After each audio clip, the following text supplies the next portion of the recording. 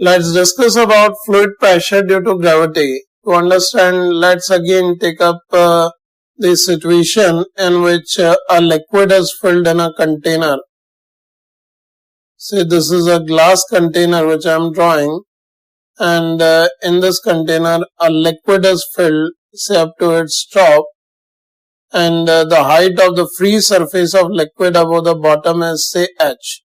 In this situation, if the liquid is filled, we can say due to the weight of liquid, it will exert fluid pressure in all directions. If we talk about the bottommost point A in the fluid body, we can simply state that fluid pressure at point A is due to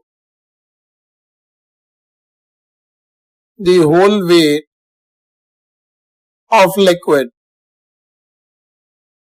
In this situation, if the total surface area of bottom is given to us as S, we can simply write pressure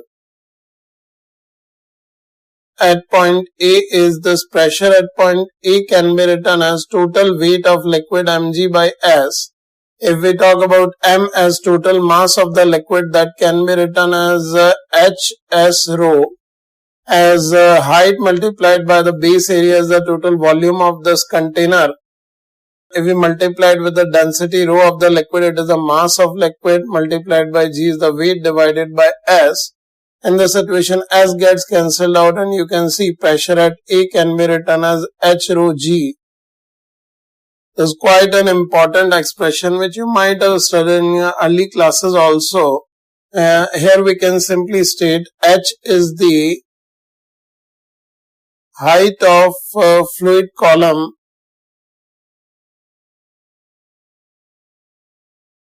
above point A. At the point A, we are finding the pressure. The fluid column up to its free surface is having a height h. Then due to the weight of this fluid, the pressure at point A can be written as h rho g. And here we can see if outside open atmosphere is there, atmosphere will also exert a pressure P atmospheric on the free surface of the liquid. Then at atmospheric pressure on the free surface, if it is P atmospheric, then the total pressure at point A can be directly obtained as net pressure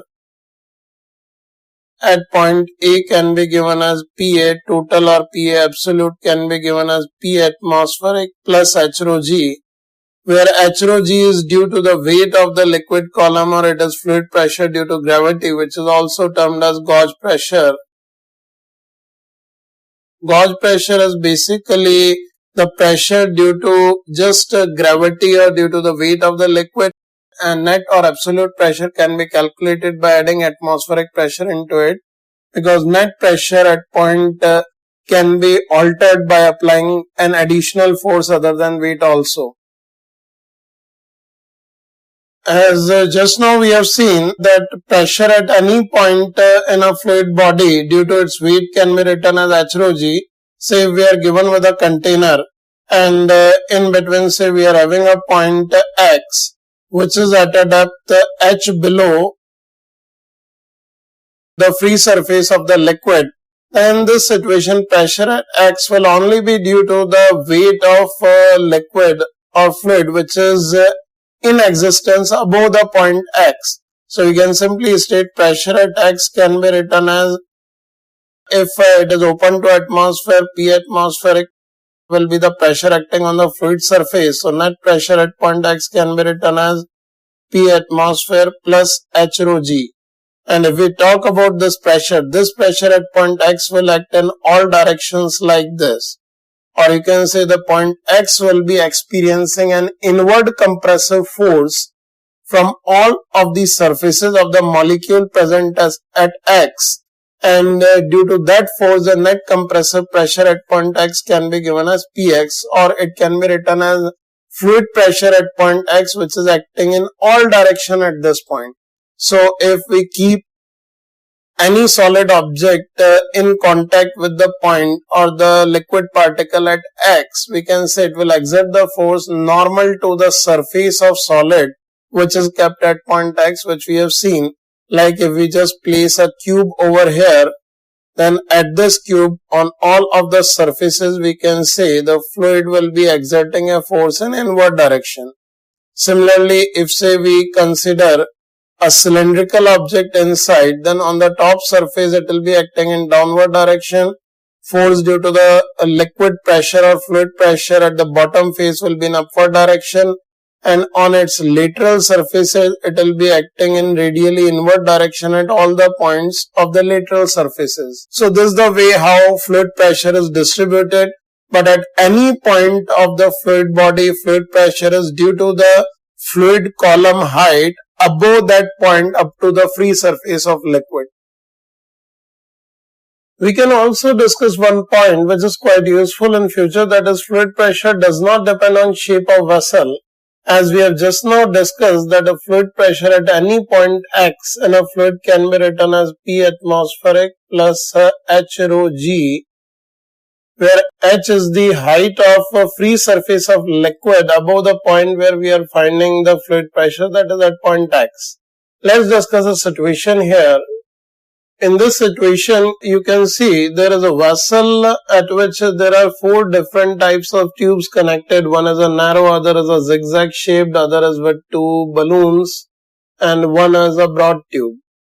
Now you can see if the liquid is filled in it up to a height h above a given specified layer, then we can simply say that pressure at point A is equal to pressure at point B is equal to pressure at point C is equal to pressure at point D, and this equals to P atmospheric plus H rho G. As at every point above these 4 tubes, atmospheric pressure is applied due to atmosphere, and due to the atmosphere, whichever pressure is applied plus H rho G will be the pressure at point A. At all these points in the tubes, the fluid pressure will remain same. So we can say whatever be the type of vessel or whatever be the shape of vessel, it won't affect the fluid pressure. It depends only on the height of fluid column above the point up to its free surface. Similarly, we can see another example here. Here you can see we are having a vessel in which there is a Z-shaped vessel connected with a funnel, and it is containing a liquid. In this situation, at any point, say this is a point X, and we are required to find the pressure at point X, we can say it depends only on the height of the free surface of liquid above the point X, say it is H. So we can simply write pressure at X as P atmospheric plus H rho G. And it won't make any difference whether the shape of the stem is a Z-shaped stem or it is perfectly vertical. It mainly depends only on the free surface, depth of the point below the free surface where we are finding the fluid pressure.